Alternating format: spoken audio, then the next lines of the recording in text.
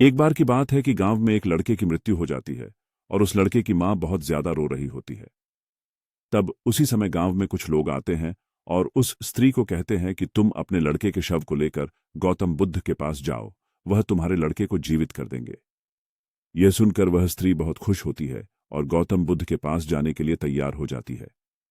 जिन लोगों ने उस स्त्री को गौतम बुद्ध के पास जाने की सलाह दी थी, असल में वह गौतम बुद्ध को नीचा दिखाना चाहते थे, क्योंकि वह लोग गौतम बुद्ध से नफरत करते थे। लेकिन उस स्त्री को इस बात की बिल्कुल भी जानकारी नहीं थी। उनके कहे अनुसार वह स्त्री गौतम बुद्ध के पास चली जाती है। उस समय वहां पर गौतम बुद्ध अपने शिष्यों को उपदेश दे रहे होते हैं। वह स्त्री सीधा गौतम बुद्ध के चरणों में जाकर अपने बच्चे लड़के के मृत शव को रख देती और कहती है कि मेरे बेटे की मृत्यु हो गई है, मुझे मालूम है कि आप इसे जिंदा कर सकते हैं। दुनिया में ऐसा कोई भी काम नहीं है जो आप नहीं कर सकते है, आप परम ज्ञानी हैं। गौतम बुद्ध पहले उस स्त्री की बात सुनते रहे और वहां बैठे उनके शिष्य और अन्य लोग भी गौतम बुद्ध के जवाब का इंतजार करते रहे। थोड़ी देर बाद गौतम बुद्ध ने कहा कि ठीक है, मैं तुम्हारे पुत्र को जीवित कर दूंगा। यह सुनकर वहां बैठे सभी लोग हैरान हो जाते हैं कि क्या यह संभव है।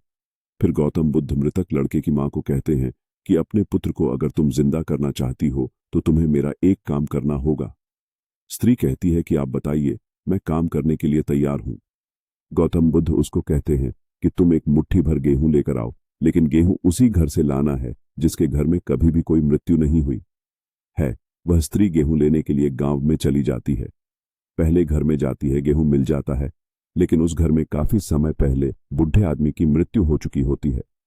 ऐसे करते करते हुए काफी घरों में जाती है, लेकिन सभी घरों में कभी ना कभी किसी न किसी की मृत्यु हुई होती है। अब वह इस तरह समझ जाती है कि ऐसा नहीं हो सकता कि किसी भी घर में मृत्यु ना हुई हो। जिस घर में किसी ने अगर जन्म लिया है तो उसकी मृत्यु भी अवश्य हुई होगी।